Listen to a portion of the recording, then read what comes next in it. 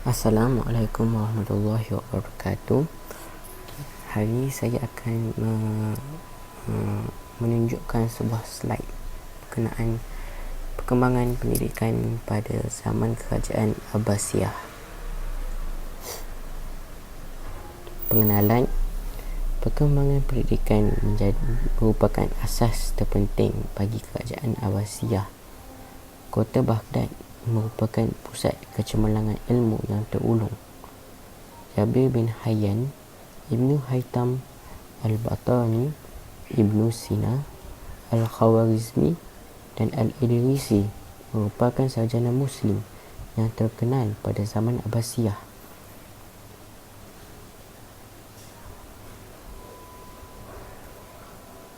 Perkembangan pendidikan zaman Abbasiyah lebih pesat daripada zaman kerajaan Umayyah.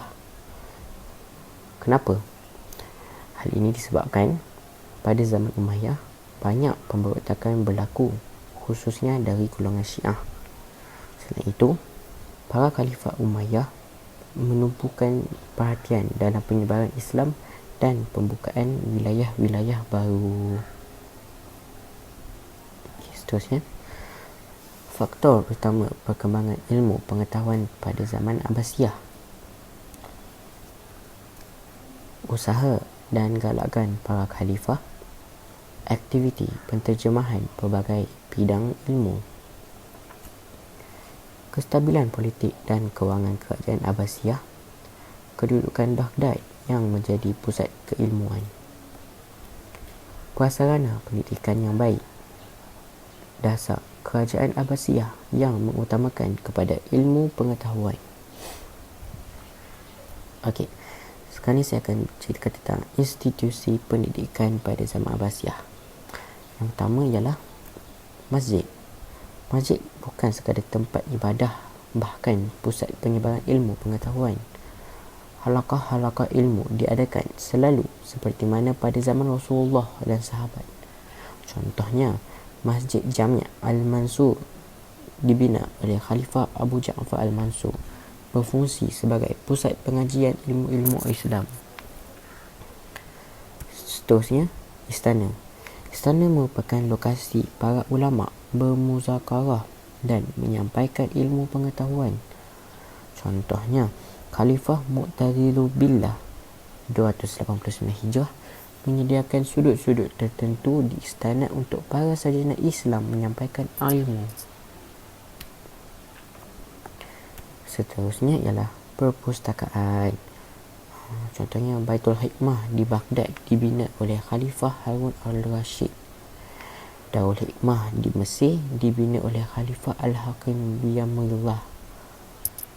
Kegiatan Baitul Hikmah dalam pendidikan antaranya ialah pusat pertemuan para sarjana, pusat penterjemahan, pusat sumber, pusat penyelidikan ilmiah dan pusat latihan para ilmuwan. Banyak karya sarjana tempatan serta karya terjemahan dari Parsi, Yunani, Cina dan India. Seterusnya ialah pusat pengajian.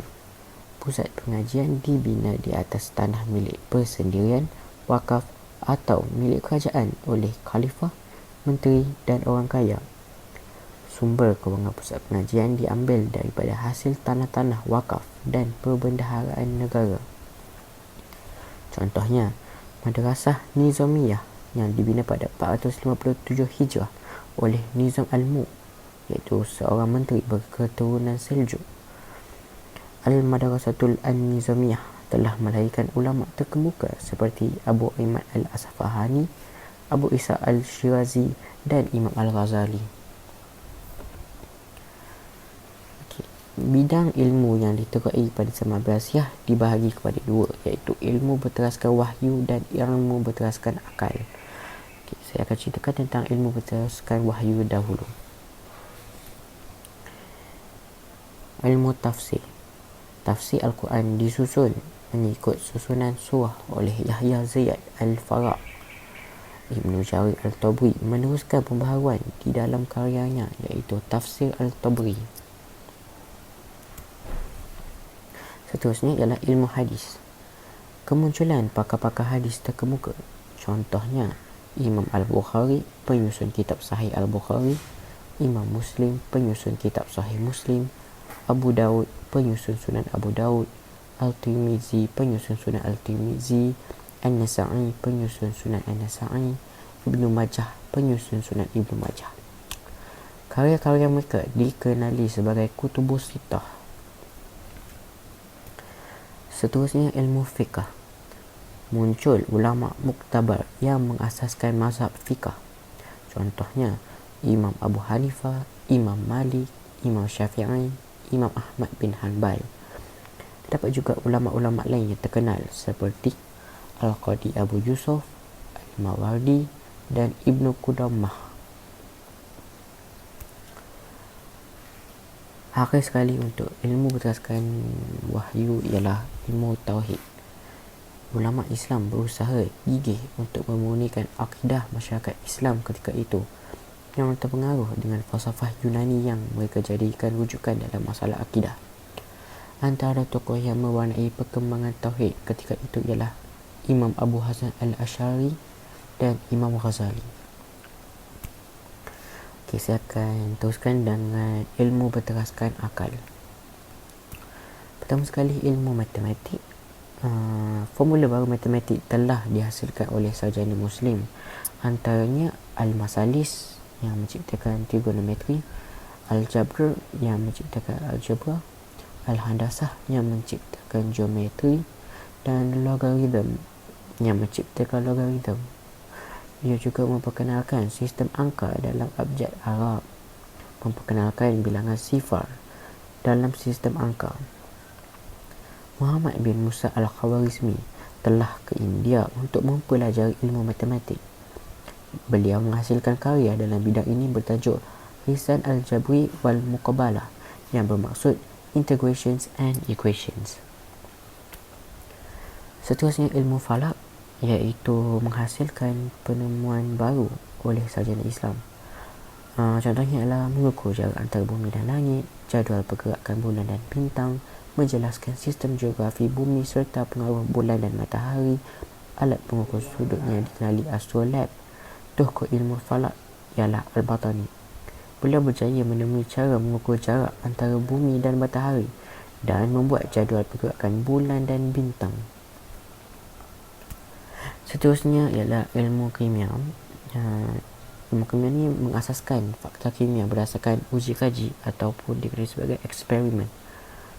Contoh penemuan dalam ilmu kimia pada zaman Kerajaan Abbasiyah ialah penemuan asid galian seperti asid sitrik, asid sulfurik dan asid hidrokolik, teori penghasilan petroleum, teori penghasilan alkohol, membagi proses pembuatan kaca.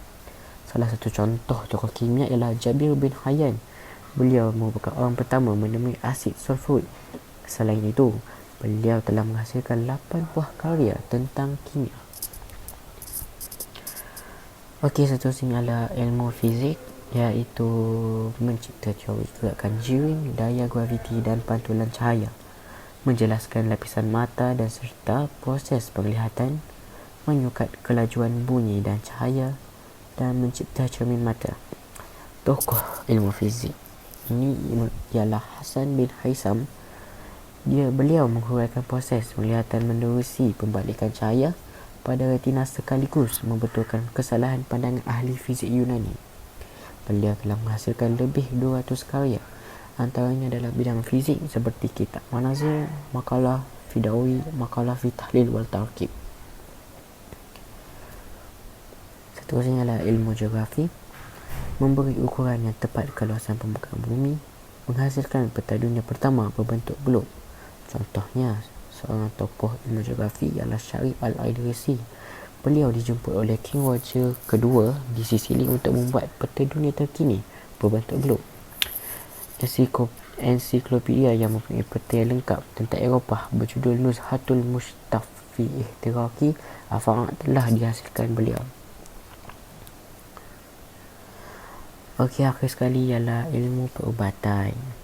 Pembinaan 2 buah hospital di Baghdad oleh Khalifah Ja'far Al-Mansur.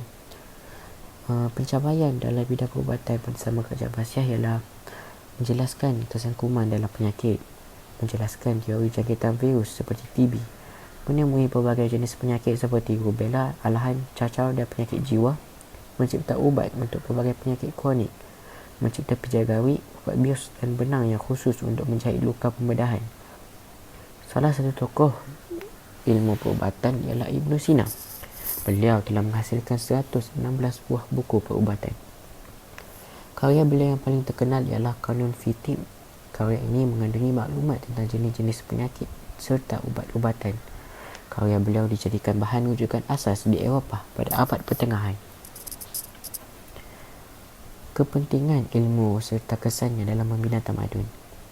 Pertama, ia menjadi pemangkin kebangkitan kerajaan Islam di Eropah. Kedua, ilmu sains dan teknologi yang dikuasai orang Islam dipindahkan ke Eropah hingga tercetusnya zaman pembaharuan atau Renaissance. Karya ilmu Islam diterjemahkan dalam bahasa Hebrew dan Latin. Akhir sekali, ilmu pengetahuan adalah aset terpenting dalam mencapai kemajuan dan kejayaan. Okey, itu saja untuk video ini. Terima kasih.